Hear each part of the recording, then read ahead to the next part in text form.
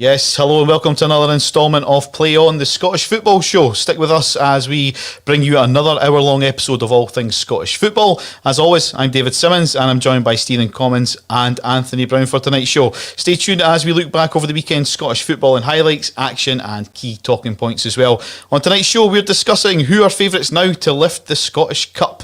It's a bit of a unique season and we're going to delve into that. But like every other week, we are live, we are interactive, we want you to join in on the show, post your comments on any of the talking points we're discussing tonight and we'll get you involved in the show as well. Don't forget, if you're watching via YouTube, please remember to subscribe. Click on that subscribe button to the State of Mind YouTube channel and also get on over to Twitter. Follow the show, follow the Play On Scottish Football Show on Twitter. So, it was Scottish Cup action this weekend again, and there's no better place to start than at Ibrox Park, Stephen, where it finished after extra time. Rangers won, St Johnstone won, which meant it went on to penalties, and St Johnstone stunned the Scottish Premiership champions Rangers, knocked them out of the Scottish Cup at the quarter-final stage in the penalty shootout. The hero of the moment was goalkeeper Zander Clark. He was a hero for saving two spot kicks moments after assisting in the Perth side's dramatic 122nd minute equaliser at Ibrox. Stephen, welcome to the show. Unbelievable scenes at Ibrox yesterday. It's like, remember years ago there was Jimmy Glass scored for Carlisle on the last day of the season to keep them up. It was similar to that because I think because of the nature of the goal, he had kind of flicked it on and it had come off Chris Kane's shin. But when Zander Clark goes up for that header, he's just seen it go and go into the net and he's just away celebrating. And I think Chris Kane was pained to sort of say to him, "Sorry, big man, that was actually my goal." But all the media were reporting that he had scored and stuff as well. So I mean, it's an unbelievable story. But you take away the kind of the novelty factor of the goalie being involved in the goal. St Johnstone's story this year is absolutely unbelievable. To be perfectly honest with you, it's what dreams are made of from a club with St Johnstone's sort of size and stature. I mean, they've always been a very strong squad of players. Tommy Wright did a great job with them. But if they were to go and win this competition, I mean, if you look back to October they were bottom of the league. And if somebody had said to them, and the St Johnstone fans and management team, and by the end of the season you're going to be a team that's finished in the top six, you'll have won the League Cup, and you're at very least a semi-finalist in the Scottish Cup, they would have absolutely snapped your hand off for that. So, I mean, you have to massively praise Callum Davidson, Stephen McLean, and all the management team at St Johnstone, the players as well. They just seem to have a very sort of honest, hard-working bunch of guys. They've got a bit of quality in that squad as well. And none more so than Zander Clark himself. I mean, Zander Clark's been absolutely outstanding. Obviously, some of you've spoken about him as being a potential for the Scotland squad going forward. And to me, we discussed this many times. He's as good an option as John McLaughlin is if you're going to have somebody as part of the squad for the Euros in the summer.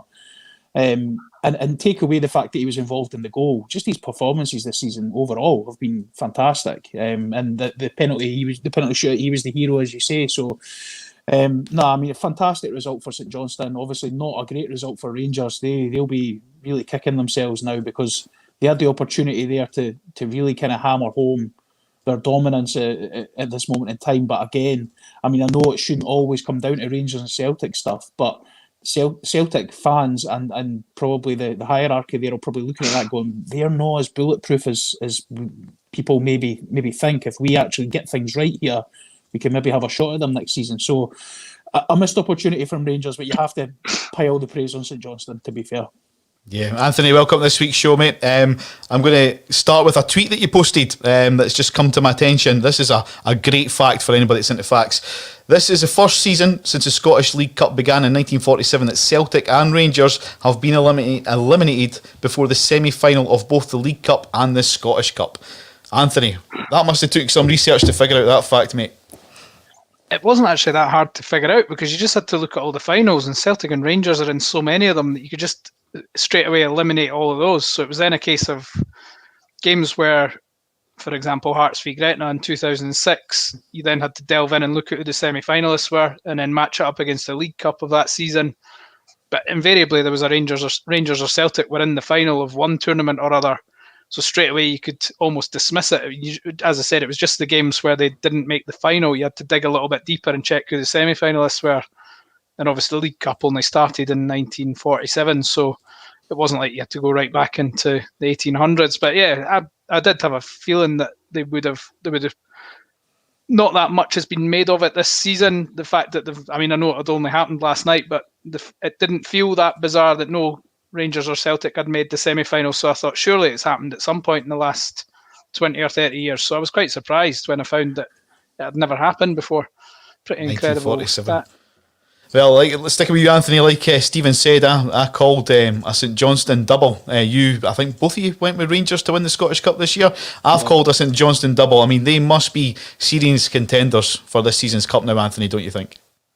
Yeah, I think all 5 teams that are still in the tournament are serious contenders now. It's very similar to the League Cup semi-final in terms of the League Cup was Hibs, St Johnstone, Livingston and St Mirren. So you could have 3 of the same 4 teams if St Mirren were to beat Kilmarnock tonight in the semi-finals here. And I think Hibs will be the favourites, but I think most Hibs fans will say they are not the favourites because they just don't trust their team to get the job done because there's so many potential banana skins left for them to slip up on. So yeah, I mean, you wouldn't, as much as Hibs are the best team left in the tournament, you wouldn't strongly fancy them to get the job done on the basis of previous games in semi-finals against St Johnstone and Hearts this year where they've gone in as favourites. However, as I said last week, I think that will steal Hibs, the fact that they've had those slip-ups. I think they'll be far more focused, and that should, in theory, result in them being a stronger proposition in the semi-final coming up against whoever they're pitted against. But no, I wouldn't say there's a standout favourite. But St Johnstone, obviously, this has become the new. They've sort of overridden Livingston as the fairy tale team this season, and I think there will be a lot of goodwill from the public, people wanting them to go and do the double on the back of what they did in the League Cup final, and also having now made it to the semi-finals and the way they won last night at Ibrox. Yeah, I mean, we talked about Xander Clark at the start of the show, Stephen. I mean, like you said, I've mentioned before that he's maybe a goalkeeping talent, maybe to come through and replace likes of Craig Gordon and Alan McGregor, and not so much in Scotland squad with Alan McGregor, but these sort of Scottish goalkeepers are aging a bit. He would be a better option to have on the Scotland bench instead of the likes of McLaughlin as well. And I mean, last night's performance, I mean, that's the kind that you want to tell the grandchildren about, that one, isn't it? I mean, don't get me wrong. I'm not saying for a second that he's a far superior goalkeeper to John McLaughlin, but he's playing regular football. I mean, it's arguable to say if John McLaughlin became available and was in St Johnstone's price bracket and they were able to get him, would John McLaughlin get a game ahead of Xander Clark? Probably. But at the same time, goalkeepers are so you could argue both ways. That people say they're a different breed because they work as a team every single day in training. So even the backup goalkeepers will be as sharp as the first team keeper because of the training they do, the nature of the training they do. They all have to kind of be at it at all times. I mean, you could argue either way, but I just think if they go on and win the Scottish, especially, I mean, how much confidence must that guy have? Like, and not just him. Look at guys like Jason Kerr, that. Declan Gallagher's in the Scotland squad, and the season Motherwell have had is massively. It's just not. It's not and not inspiring at all. Whereas you look at the St Johnstone squad, you could handpick maybe a couple of those guys out of there and say, if you're going to take them, even just the squad players, why not take guys like that? I mean, it is. I mean, obviously, Jason comes from the same town as me, so we will have a bit of sort of a bias towards him, but I don't see him ability-wise has been any less than some of the guys who have been in and around that squad over the last couple of meetups. So I just think St Johnstone are a fairy tale story. But to me, and it pains me to say this, and I said it last week, that I thought it would be Hibs and Rangers that would get to the final, and I just think it's in Hibs' hands now. They kind of need to look at that, and as Anthony said, if they can learn from the mistakes of their previous 2 semi-finals, which have kind of both come in the last 12 months, I just think that if they can learn from those mistakes or the kind of errors that were made within the squad or within the management team, they have to be favourites. I mean, you look at the teams that left. Dundee United didn't make the top 6. St Johnstone squeezed into the top 6, and I know they're a cup specialist. St Mirren or Kilmarnock both are kind of down the bottom end of the table. So on pure form and the squad of players they've got, the confidence within the group, Hibs have to be up there. They have to be, and it pains me to say it, and I'll be hiding my head behind a pillow on Scottish Cup final day if they're there yet again. But nah, to me, them and St Johnstone, if they don't meet in the semi-final, I think that would be some final again, to be fair. Yeah, I mean, that is our key talking point tonight. Who are the favourites to win the Scottish Cup now? No Rangers, no Celtic. It's between Hibs, Dundee United. We've obviously got St Johnstone. There's a game tonight as well that we'll touch on very shortly. Kilmarnock, they face St Mirren. So it'll be interesting to see. I think you guys are both in agreement that the favourites to win it now are Hibs. Would I be correct in saying that? Yeah. Well, but in a funny kind of way, I would have probably fancied Hibs more if they were not the favourites. If they had to go and beat Rangers or Celtic to win it. I don't think being favourites sits well with Hibs fans. However, a lot's been made of that probably on the back of the last two semi-finals. But you've got to remember Hibs, the last time prior to winning the Scottish Cup, when they won the League Cup in 2007, they were hot favourites against Kilmarnock and they won 5-1 in the Cup final. They beat Dunfermline. I know this has gone back to 1991. They beat Dunfermline in the Cup final. They beat St Johnstone in semi-finals before this season. So it's not like they're perennial cock-up merchants when it comes to playing against teams that they should beat. I mean, they're in a third semi-final. That in itself is a decent achievement.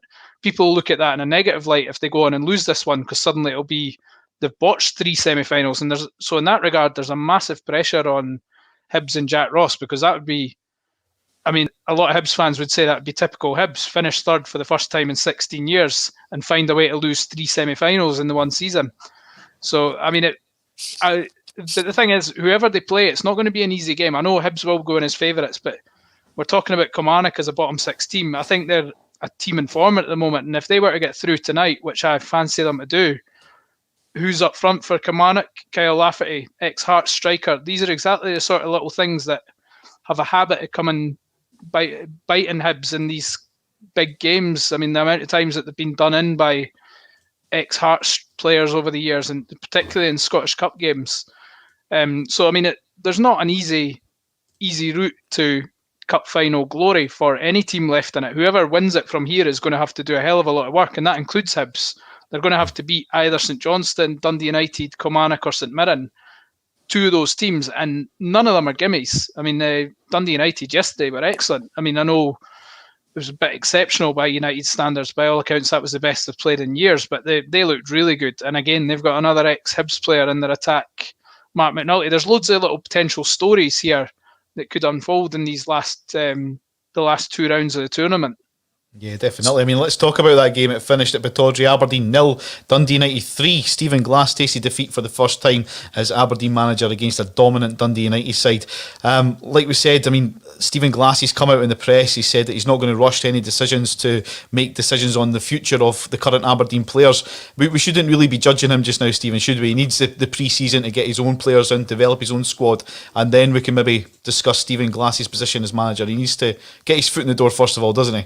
Yeah, definitely. I mean, this is not his squad. He's just basically getting put there. But I think there was a big emphasis when he came in that he was coming in as a head coach, and he was basically going to have an input on who was coming into the team. But ultimately, he was there to improve the group that are there. And I just, the only thing that would worry me slightly is the nature and the way that they just crumbled. They were toothless. They were absolutely blown away by what has been most of the season a mediocre Dundee United team, and they were just made. When you take into consideration how well they had played against Celtic the week before, and I mean they were seconds away from winning against Celtic.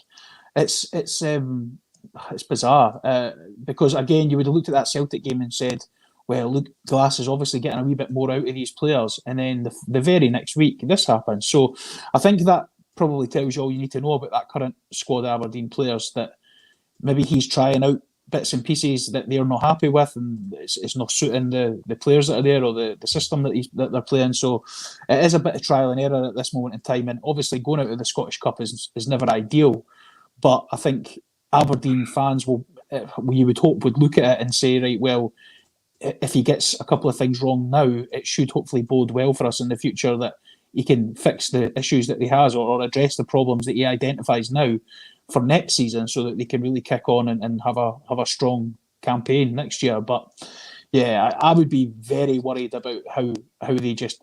I mean, they absolutely collapsed in that match, and Dundee United blew them away. I mean, like you said, it was one side of the coin, the other, wasn't it? They gave Celtic a good run midweek, and then they go on and they get absolutely annihilated by Dundee United in the cup. So, I mean, I did notice it's two separate games, though, Simmy. Like it's very, very easy to set up a team to counter attack against a team like Celtic. I mean, I know I've moaned and groaned about Hearts in the Championship this season, but you look at all the sort of smaller teams in the Championship, they've all got reasonably good managers, and they were really well organised, really well set up, and it's very, very difficult to play against that. And if you can get a breakaway goal, you suddenly look like you're this tactical genius. But it's in games like Dundee United in the quarterfinals of the Scottish Cup at Pittodrie, where you're expected to come out and absolutely, maybe not dominate the game, but you're expected to come out and battle and go for it. That's when it's more difficult to set up a team, and it's more difficult to try and get yourself into a game at that point. So I wouldn't say that those two things are comparable. I think it's much easier, and you shouldn't sort of say, well, Glass is obviously a very good manager because look at what he did against Celtic. It's two completely different jobs. Yeah, I mean, one thing I noticed from watching the action at the weekend, Anthony, was former manager Derek McInnes. He was doing punditry duties. He was on Premier Sport the weekend. He was actually very good. I thought he was very knowledgeable, as you would imagine, and he come across very well. Is that maybe a sign, though, that he's in no rush to get himself back into the dugout anytime soon, do you think? Not necessarily. I dare say he would be in a rush if the right job comes up. I think he'll just be biding his time until something comes up that takes his fancy. We've discussed where that might be in the past few weeks in terms of, I would imagine, he would be looking towards England or towards one of the big city clubs in Scotland, such as Hibs, Hearts, and maybe even Dundee United, if any of those jobs were to come up anytime soon. I wouldn't imagine he would be looking beneath that kind of level in terms of size of club. He's got enough credit. Aberdeen fans obviously were happy to see the back of him in the end, or certainly a large majority. But I think his stock's still high enough whereby he will be able to take his time and make sure he goes in at a decent level. So, yeah, I mean, I guess it just depends how things pan out at clubs like Hearts, Hibs, Dundee United. Does Mickey Mellon go back down the road? I know there's been some speculation to that effect. Does Robbie Neilson keep his position? I dare say he probably will now. He looks like he's ridden out the storm, certainly until next season. And does Jack Ross get headhunted by an English club? If that was to happen, then I dare say Derek McInnes would be in the frame for Hibs. But there's no guarantee that any of those things are going to happen anytime soon. So it may be that England is his best option at the moment, but there's always jobs come up in the English Championship or even the top end of League One that I dare say would be of interest to Derek McInnes. But going back to yesterday's game, not by any stretch laying this at Stephen Glass's door, as Stephen says, it's far too early for him to be judged on any level with regard to how things are panning out at Aberdeen. But I would say these type of results, although Derek McInnes had some difficult afternoons in cup competitions, generally they didn't come at Pittodrie, and generally they didn't come before the semi-final stage. Aberdeen had reached the semi-final of the Scottish Cup in each of the last 4 years. And that was the first time they had lost prior to the semi-finals since 2016 when Callum Patterson scored for Hearts against Aberdeen at Tynecastle. So, I mean, that just gives you a little flavour of the grass may not be greener on the other side for Aberdeen fans in terms of things will be better because Derek McInnes has left. I mean, that if I was an Aberdeen fan, I would be looking at that saying, ooh, maybe things aren't going to be better without him. But having said that, it's far too early to make any judgment about how Stephen Glass's reign is going to pan out. I think it's only fair to give him well into next season before you even start to make any judgment on how things are going to go there. Yeah, I mean, Stephen, I'm going to put you on the spot here slightly. Do you happen to know how Stephen Glass performed in America when he was over there? Was it Atlanta, I think he was with? It was with Atlanta's second team, though. So this is what people are I don't know if the people are deliberately getting this wrong or not, but he was basically the reserve team manager. But the way that the American system's set up is that what we're trying to do here, or some people are trying to do here, is that they have almost like a Colts team, and it's Atlanta United 2, and they play in the sort of the level below the MLS. So I think they did relatively well, and from what I can gather and what I've kind of read about it is he had a squad of mainly young kids. It was mainly young guys trying to get experience. But when the Atlanta manager lost his job, I think kind of midway through the season last year, he stepped in and managed the first team for a period of time. So they obviously thought well of him, and they obviously respected him. But he doesn't have a massive amount of experience. I mean, I don't know what level the MLS2 or whatever the second tier of the American League is, whether it's comparable with the SPFL or the Scottish Premier League, or whether it's comparable maybe with English League One, English League Two. I'm not sure, but he has experience, but it's just what kind of experience he has. But I mean that doesn't necessarily dictate whether he's going to be a success or a failure. But the one thing you would say is he has been in jobs where he's had to have respect from senior players. I mean, that Atlanta team that he managed, they had players that were going for 20, 30, 40 million, not dollars, pounds. So the good quality, good standard players that he'll never ever get to manage in this country. So he does have limited experience of high-end football. Here we go, though. It leads us on to this comment by Kenny Whitson. Stephen Glass's win percentage with Atlanta United and Atlanta United 2 is 25%. Hardly inspiring stuff. So there you go. But again, Stephen, it maybe depends on how you can compare that standard of football over there compared to over here in Scotland. So do keep the comments coming. We'll discuss anything that you put up there. If we think it's clean enough, we'll put it on the show. The question we're asking tonight are who are the favourites to win the Scottish Cup now, as we know who are going to be in the semi-finals, and there's a game tonight as well between Kilmarnock and St Mirren. So who do you think is going to be the favourites now to win the Scottish Cup? Get your comments up and we'll discuss it. Anthony, if we move on to the game at Easter Road, Hibs blew a 2-0 lead to see Saturday's Scottish Cup tie head into extra time and penalties as it finished Hibs 2, Motherwell 2. Defender Ryan Porteous was a hero. He revealed that his winning spot kick was Hibernian's first ever penalty that he's taken. Well, it's the first ever penalty he's taken. He has looked much improved this season, I think. I mean, like we touched on last week, you seen him in person down at Stranraer last week, and you said that he was a clear leader in the park. You could hear him above everybody else. He's one to watch then, isn't he? He seems to be the part at centre half for Hibs at the moment. Yeah, he's been in the first team now for a good few years. He's at that level now where he's no longer, even though he is still a young player, he's not really deemed a promising youngster as such. People are now viewing him in a much harsher light, and anytime he makes a mistake, people are on him saying, "Oh, this guy's overrated" and things like that. And Scott McKenna had the same thing at Aberdeen. Any mistakes these guys make, because they're hyped up so much when they're 19, 20-year-old, when they actually start getting in the first team and making the odd mistake, which they will do, they're young centre-halves learning the game. John Souttar's the same.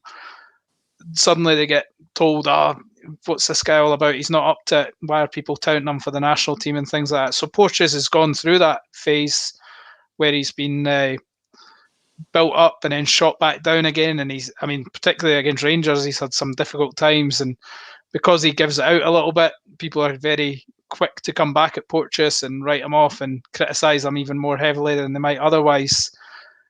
So he's had to go through that sort of up and down period, but he's a very strong character, and I think he's certainly from the outside, he seems like he's very good at dealing with it and sort of dealing with the criticism that comes his way.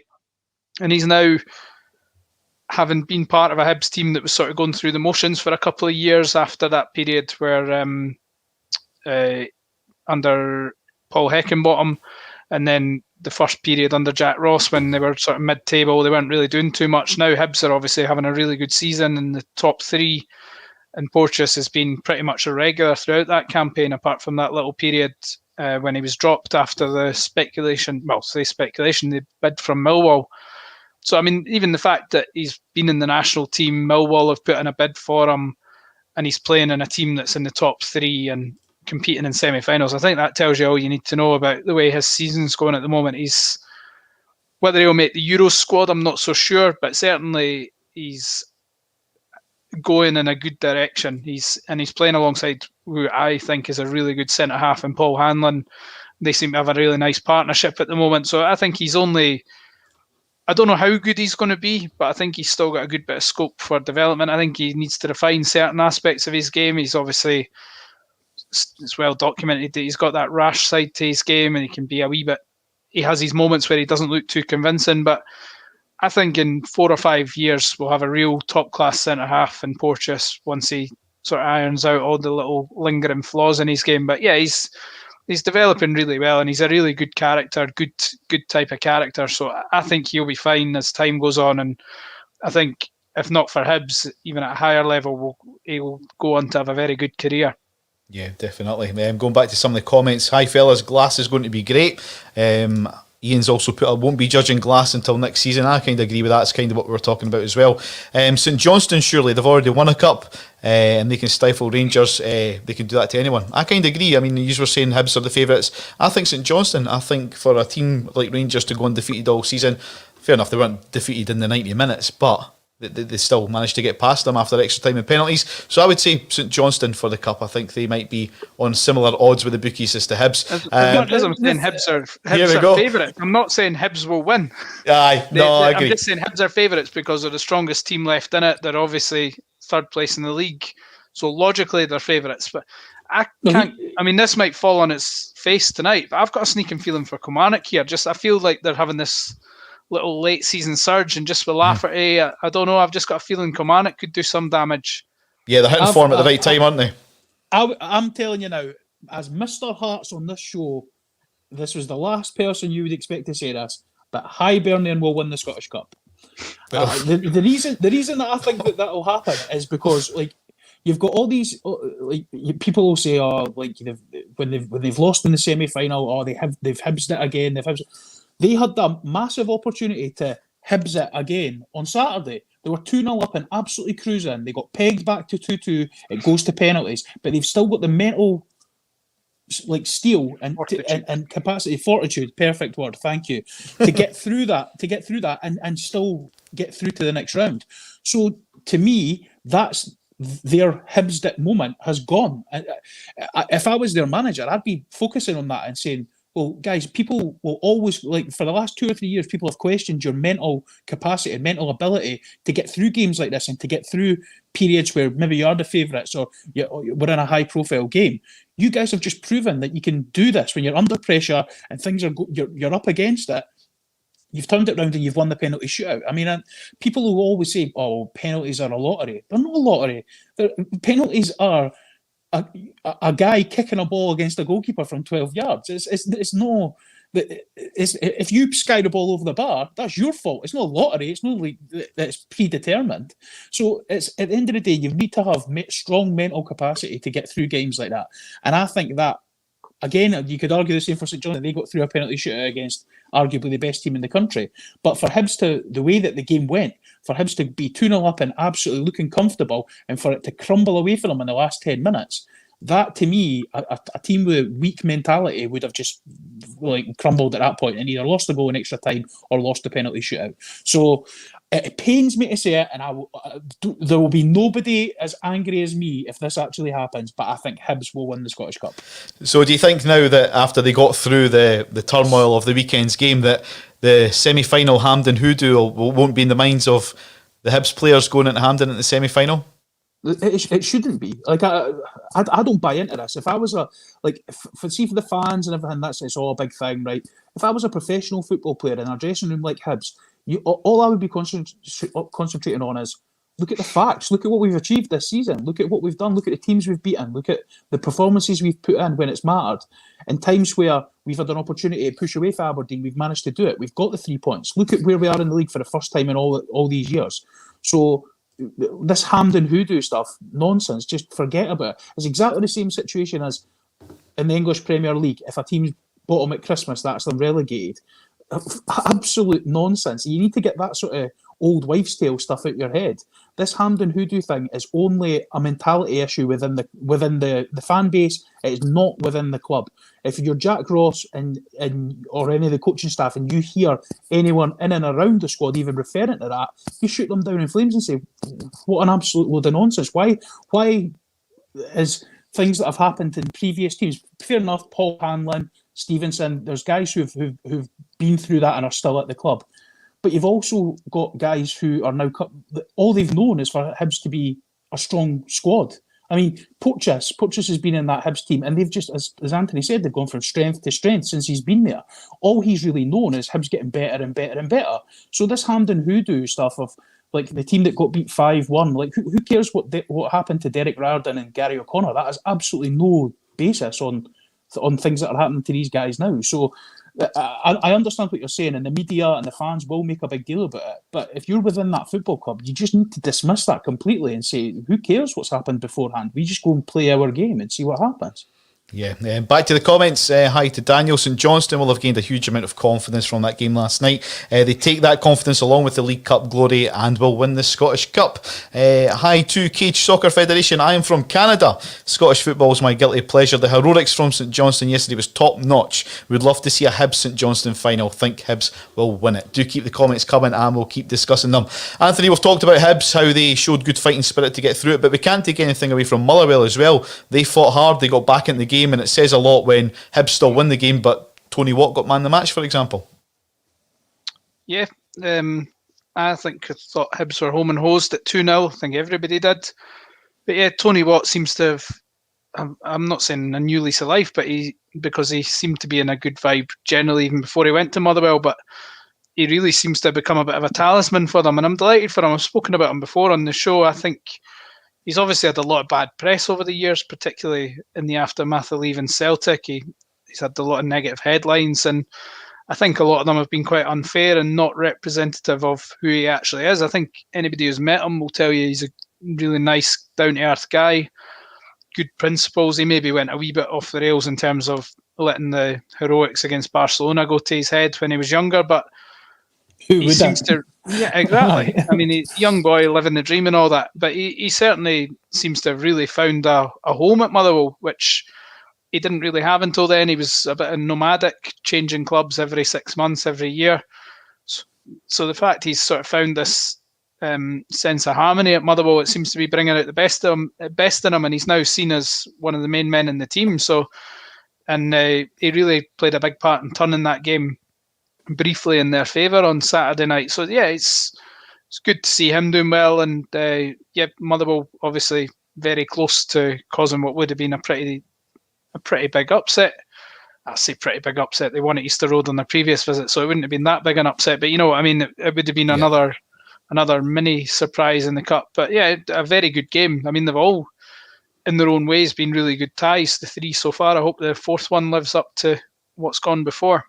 Yeah, definitely. I mean, one thing I took from that Hibs game on Saturday evening, Stephen, was that Declan Gallagher better have a good dentist. Did you see his front tooth?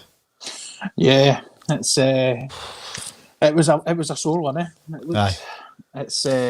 Listen, these football players get paid enough money; they can afford to go private, eh? So I don't think he'll have any issues. He'll still be looking good in the Panini sticker album for Euro 2020, I think. Eh? That's. I mean, it's quite a common injury though for football players. You look at, like, just off the top of the head, Christoph Berra. I mean, Craig Burnley. Exactly. That's it. I mean, like you say, it's kind of you take the ups with the downs, don't you? But I mean, it just kind of, I seen it hanging. I mean, I don't know if you've seen it, Anthony. It was those things. Give me the worst one ever. Remember Paul Lambert slid in against George Alberts. Was it in it must have been late 90s? Yeah. He slid in and Alberts' knee hits him, and you actually see it. The teeth are like fireworks. The teeth just go everywhere. I mean, there's nothing. You can imagine. Simmy, you're a goalie, mate. You must have seen plenty of people coming out and. Yeah. Chipped that tooth, got a knee in the tooth once, so that's why it gives me the heebie-jeebies. So anyway, moving on. But we're going to cross over to the Championship, Stephen. Hearts 3, Inverness Caledonian Thistle 0. Hearts did lift the trophy on Saturday, Anthony. We're going to start with you on this one, although because I know Stephen would love to let rip. The club announced on Friday through their social media that there would be a low-key act of respect, but no fanfare, with some fans wanting the prize boycotted after last season's controversial relegation. Do you think this was the right thing to do? I mean, the club, I mean, at the end of the day, the players, the staff, they did work hard all season. They won the league quite convincingly. Stephen, I can see you churning away at the top of the screen there. Was it the right way to go about it, Anthony? Do you think? Did Hearts handle this circumstance well? I think they got caught a wee bit betwixt and between. They didn't know what to do, and then they were like, they could have done an outright snub like what the fans wanted, or they could have just gone and lifted it properly and had the celebrations. And they sort of went for something a little bit in between, and it became a bit of an awkward mishmash whereby they obviously collected the trophy. There was quite a nice scene where the whole team were together under the And I think that's what the supporters wanted to avoid. They wanted to avoid giving the league the chance to take that team photo of the Hearts players enjoying themselves with the trophy. And then obviously there was a sort of sarcastic lift of the trophy, and you could see the players didn't really know how to handle it. So they did. I thought they pulled it off quite well, to be fair. They didn't go overboard, obviously, and they made some effort to try and make light of the situation. So, I mean, I think given everything that had gone before, I think the players were put in quite an awkward position because they could have easily gone with what the supporters wanted, but equally there'll be some boys in there, which has been pointed out before, that may never ever win another trophy, and rightly or wrongly that may prove to be the pinnacle of their career, winning the Scottish Championship. I say rightly or wrongly, they can't, I mean, if that proves to be the case, then they will say, oh, why wasn't I allowed to go and lift it and have a proper celebration? And Hearts fans will say, well, we're too big a club to be getting involved in that. But I mean, ultimately it boiled down to the politics of last year, of Hearts fans feeling they were wrongly demoted, which I think most people would say they probably were. My personal opinion is that they should have just understand why there was the uproar from the supporters and people wanted to leave it on the stand. I totally get all that. From a more neutral perspective, I would have always erred on the side of just keep your dignity, go and collect the trophy and just get down the tunnel. Pretty much what Hearts did. I think they were right to collect it. I don't think it would have looked good had they left it on the stand. It would have just come across as a wee bit petty. But equally, I acknowledge that that's what a lot of supporters wanted. They wanted that petty situation and to cause a scene. And I totally get that. I understand there's a lot of bad blood there towards the authorities. But to be honest, I'm quite glad they picked up. I think it would have looked pretty, I don't know what the word is, not disrespectful, because I don't think they owe anybody respect in light of what's happened, but I just think it would have looked undignified if they'd left it where it was. I think as a club they kept their dignity by collecting it and just getting down the tunnel. I think they got through a sticky situation as well as they probably could have. Yep, no, I'm kind of a similar opinion to yours, Anthony, but I'm desperate to see what Mr. Common's opinion is up the top right hand corner there. Stephen, fire away. Listen, I'm going to probably surprise both of you and say that I've got kind of it's a two-pronged opinion, really. That the first prong is that it's yet again another disappointing example of the club just not listening to the fan base. The club, they obviously left it up to the players, right? And I can kind of see why they did that, because of the situation that Anthony outlined, that some of these guys, it will mean a lot to some others, it won't. So they left it to the players to make that decision. To me, it would have been a more preferential thing if they said, listen, guys, we understand the situation, but these fans have been through a lot as well as we have this season. And as a sign of respect to the fans, we're going to do what they want and we're just going to leave it on the stand. The second part of it, I would say, is that I heard Craig Halkett talk about something when he was asked about it. And he said that he wanted to show that the players had discussed it and they were saying that they wanted to show respect not to the other clubs, but to the fellow professionals. Because if the last 10 days in football has taught us all, anyone who loves football, if the last 10 days, and especially obviously with the stuff in England, has taught us anything, it should be that the actions of a football club are nothing to do with players and managers. It's decisions that are made at boardroom level, at ownership level, and they shouldn't punish fellow professionals for things that happen. So these players will have looked at it and said, well, we shared a pitch with guys from Arbroath, from Alloa, from Inverness Cali, that fair enough, we don't like the way that Alloa and Dundee especially have sort of conducted themselves as a club, but that's nothing to do with the guys that they've shared a pitch with and have went to battle with week in week. So I think in all honesty, the sort of shock jock side of me would have loved it if they had stayed and not just left it on the stand and walked off the park, collected their medals and just walked straight down the tunnel. But I can sort of see it from their point of view as a sort of showing respect to the players of other teams.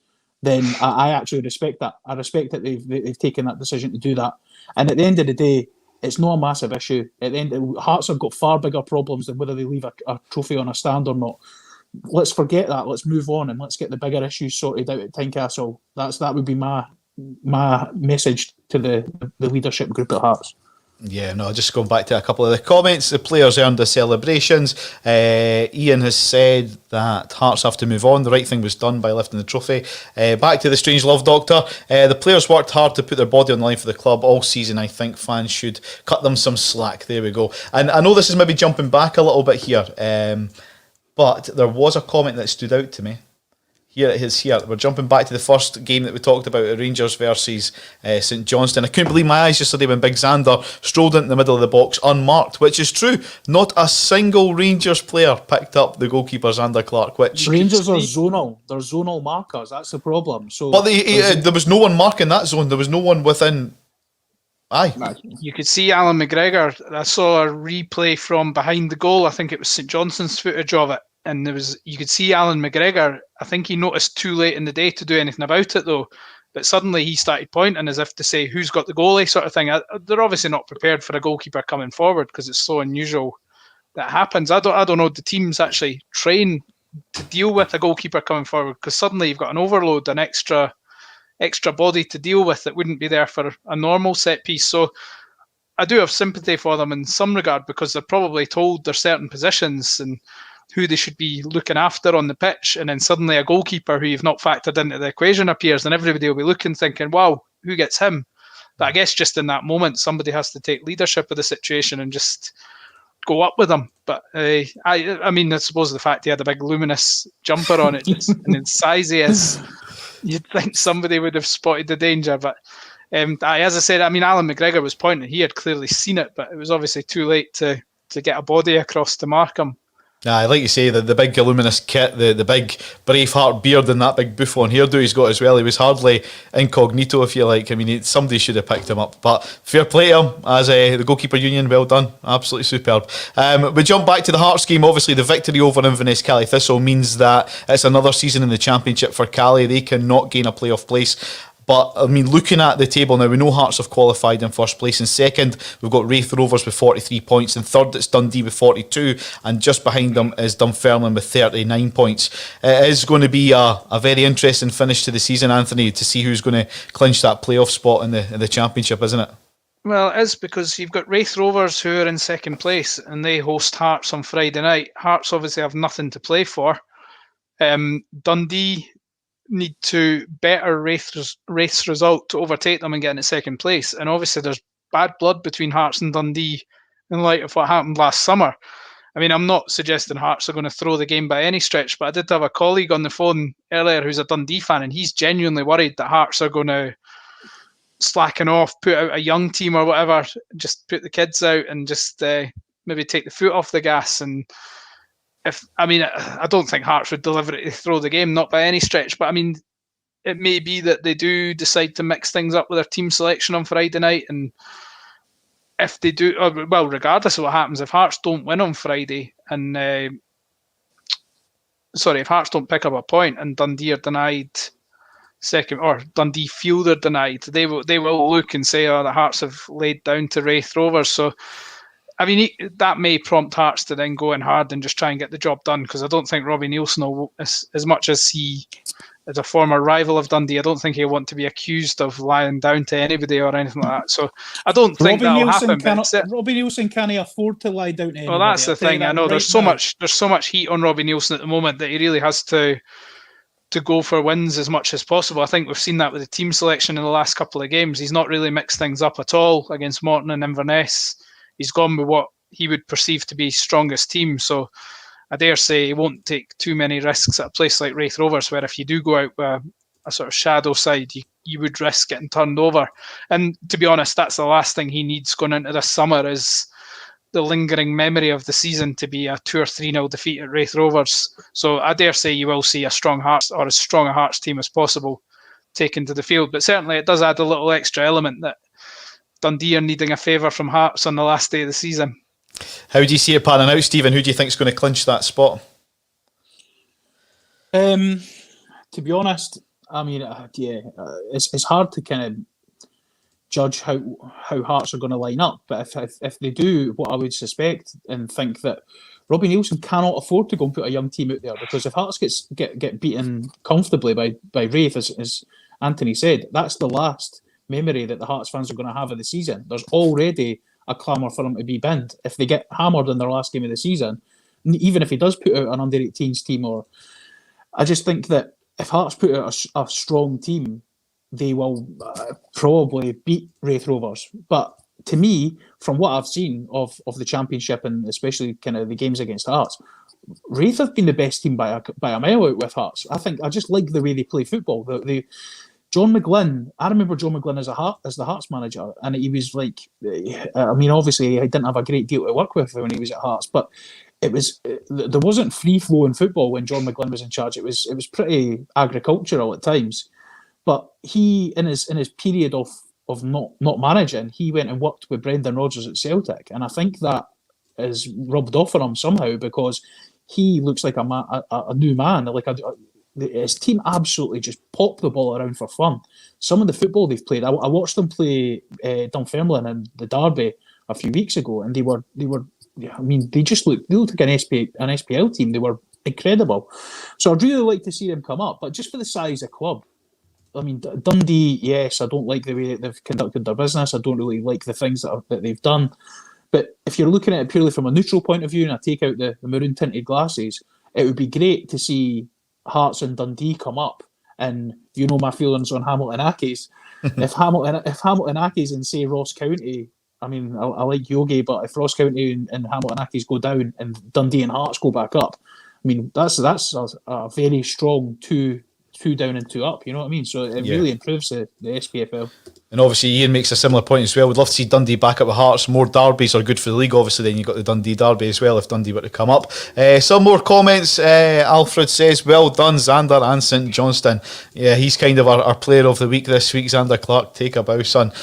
This is a good comment from Frank. He says the momentum is now with St Johnstone to win the Scottish Cup, but Hibernian and Jack Ross owe their fans a huge big performance after some very appalling and woeful cup performances in recent times. Yeah, we kind of agree with that as well.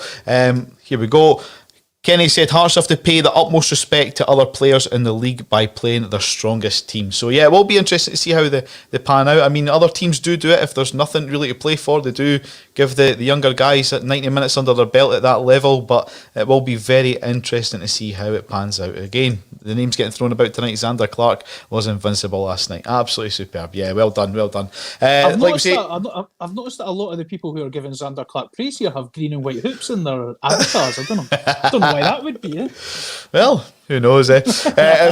Obviously, we've touched on the Scottish Cup results in the Championship at the weekend. It finished Ayr United 0, Queen of the South 0, Dundee 2, Wraith Rovers 1, Dunfermline 4, Arbroath 3, and Greenock Morton 1, Alloa 1. Obviously, since we were last on here last Monday, there was league action to discuss as well, where it finished. There was a full card last Wednesday. Hamilton Accies 0, Motherwell 1 in the Lanarkshire Derby. Hibs saw off Livingston 2-1. It was St Johnstone 1, Rangers 1. So there we go. Aberdeen 1, Celtic 1 as well, which we've discussed. Ross County 1, St Mirren 3, and Kilmarnock 3, Dundee United 0. Anthony, we've talked about how they're hitting form just now.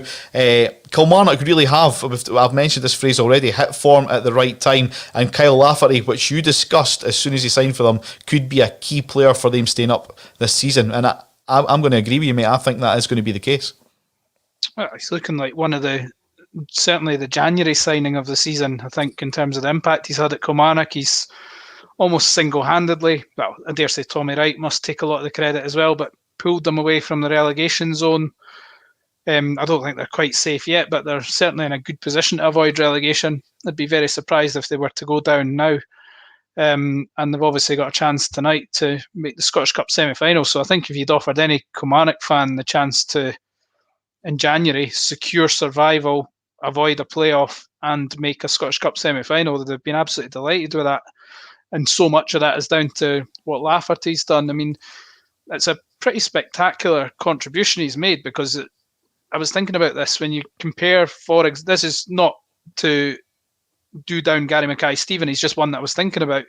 He arrived in January, and often with players who arrive in January, I was speaking to another player who used to play for Hearts recently, very good player, but he struggled when he moved to another club in the January. He says he just couldn't get his fitness. He couldn't, and he needed till the end of the season before he actually felt like he was ready to play at his peak. But by that point, the season was over.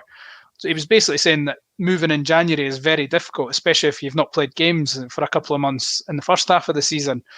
So for Lafferty to just come in and hit the ground running like that, and I think he scored 10 goals or something near enough. Incredible, especially when going into a struggling team. And then you think his last period, obviously he was at Rangers before, and it didn't quite happen for him under Steven Gerrard. He wasn't really getting regular game time, but that was understandable because Morelos was playing at such a good level, and I think there was another striker in there, I can't remember who it would have been, but he couldn't get the game time he needed at Rangers, and whenever he did come in, he would score a goal here and there. I remember him scoring in one of the European ties.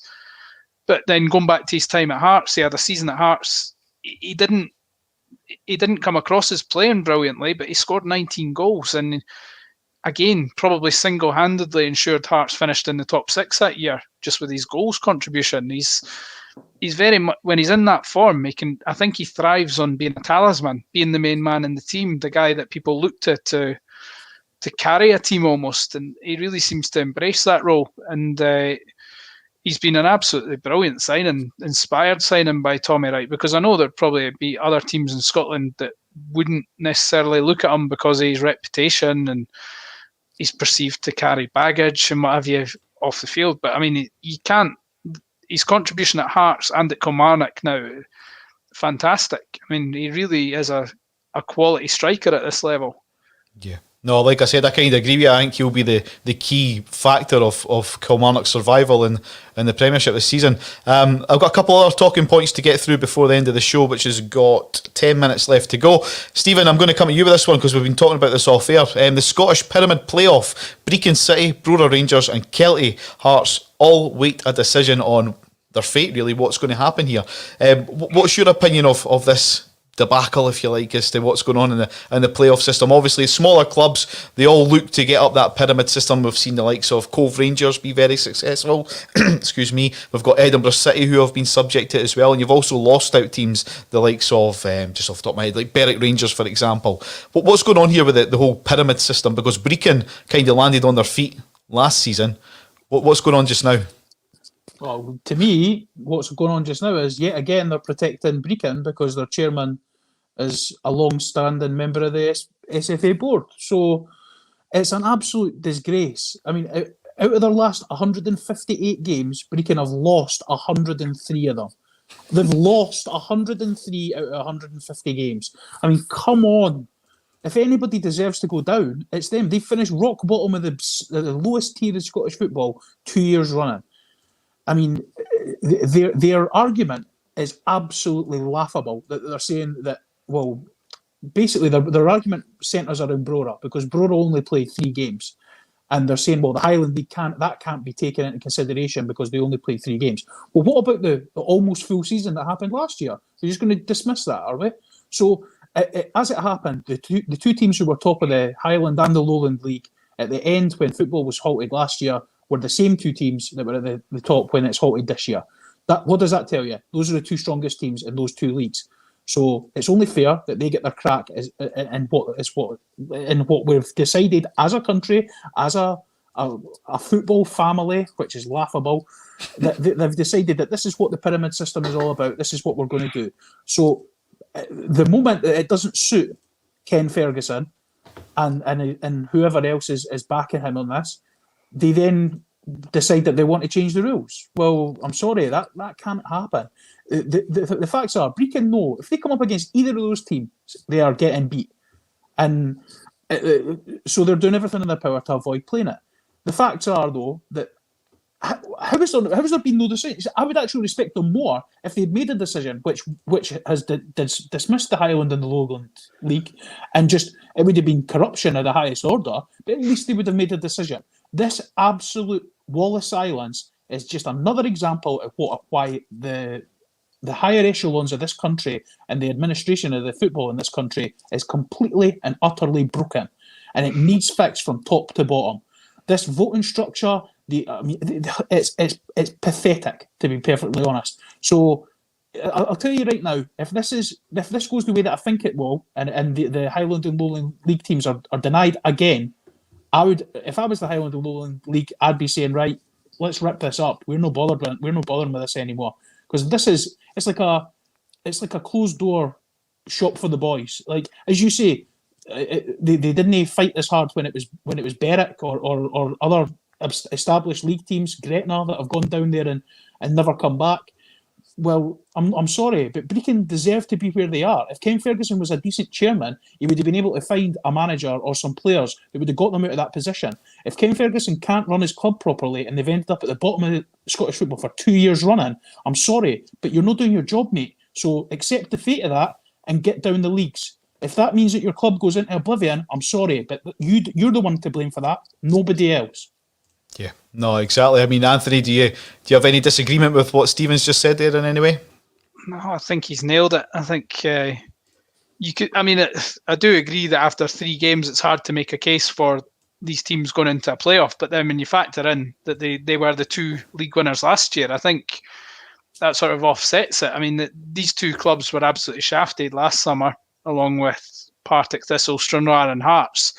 They were the 5 teams that got hit the hardest in terms of not being able to, the way things panned out last summer. So, yeah, I mean, I totally agree with Stephen on this one. I think Brecon just have to take their medicine, play the playoff match, and hope they can somehow muster a performance that's of a higher level than what they've been delivering over the past couple of seasons. But, I mean, yeah, I think it's not looking good on Brecon's behalf, the fact that they're sort of contesting this. I mean, surely they have to just hold their hands up and say, look, we're bottom of the league. We need to play this playoff. It's wrong if they don't. It's straw clutching. It's trying to save face, but really they're just making themselves look pretty petty. And I mean, I saw a Brecon fan actually tweet that this stance is not representative of what the supporters feel. They're happy to hold their hands up, because I think it was East Stirling had a pop at them because they were the first team to get relegated through the pyramid, and they tweeted something sort of mocking Brecon, saying dry your eyes and all this.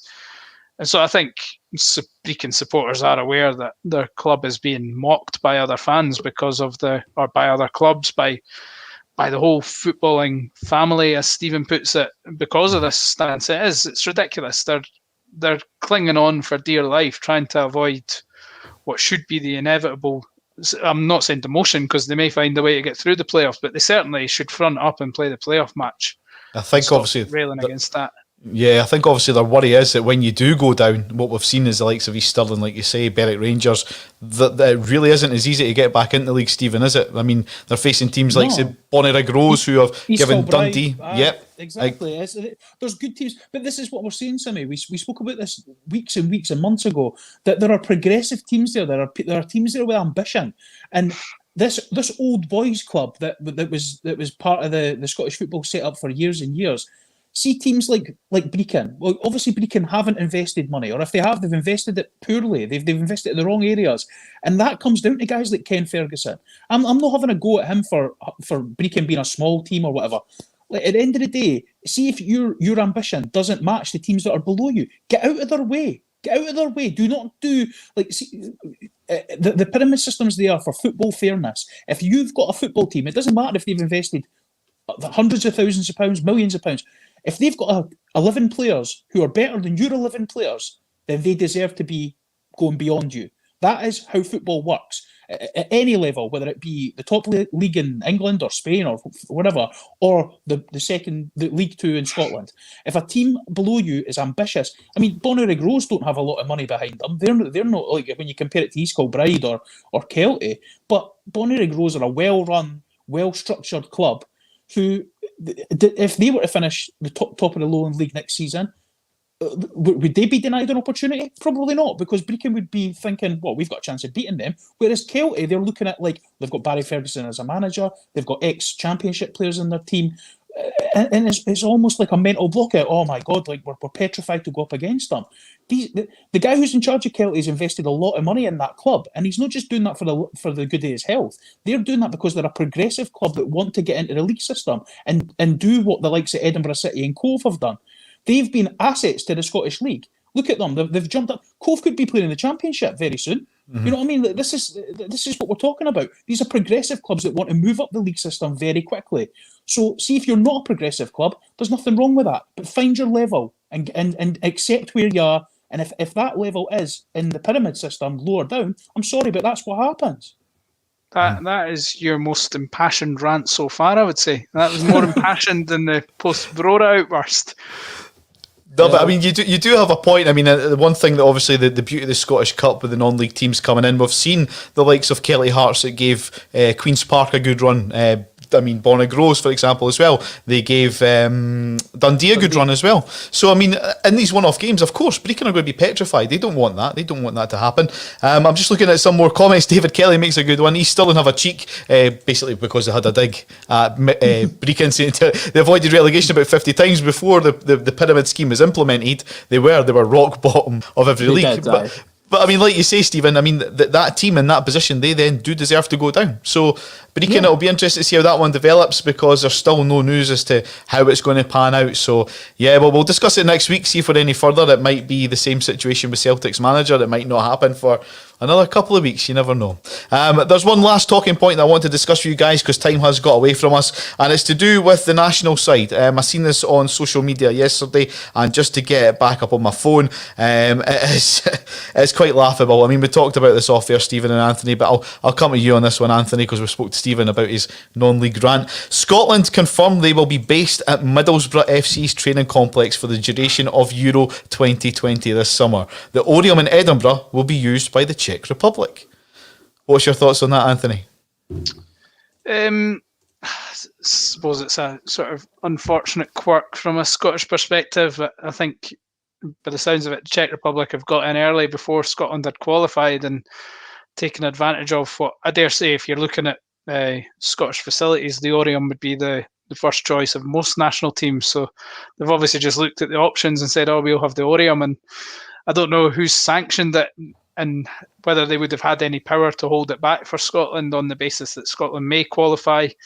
But yeah, I mean, it doesn't look ideal in terms of the optics of it, but I don't think it will make too much of a difference to Scotland's prospects. In some ways, it may actually do Scotland good, going down to England, going down to Middlesbrough, fresh scenery, just getting away from it and preparing again. Because they're actually, usually when you go to a tournament, you've got the whole travel, you're going abroad, you're going to stay in new hotels, train on new training pitches and things like that.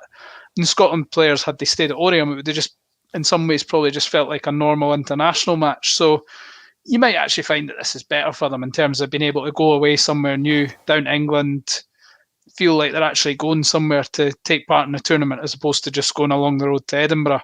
And for some of the players, that'll be their hometown. So, I mean, you qualify for a major tournament. For me, you want to go abroad. You want to go to a new country, new city. So Scotland typically do it when it's in their own backyard, which, yes, it has its advantages because the supporters, in theory, should be able to get in and give you that home backing. But that's not going to happen to too much of an extent because of the restricted numbers. But I mean, it's not a really big deal. Obviously, it doesn't. I suppose it looks embarrassing that another country has got Scotland's main facility, but as I said, I don't think it will do them any harm. I never even considered that. I mean, it does. It kind of takes them away. It gets them out the way for a little bit. I never looked at that as well. It's just when I read that, I thought, if there's ever a statement, a paragraph that sums up Scottish football, it is kind of that one. And when you were talking there, Anthony, I started smirking, and it wasn't anything you said. Obviously, I keep an eye on the comments that come in as well, and Daniel just made me chuckle a wee bit. Xander Clark to replace Ollie McBurney up front. It was just a wee chuckle I had there, mate. I mean, time has got away from us tonight. I mean, if you want to watch some football this evening, obviously Kilmarnock, it's about to kick off against St Mirren. We'll see who gets their name in the hat. I think the draw happens after tonight's game. We'll wait to see who book a place in the semi-finals with Dundee United, Hibs and St Johnstone.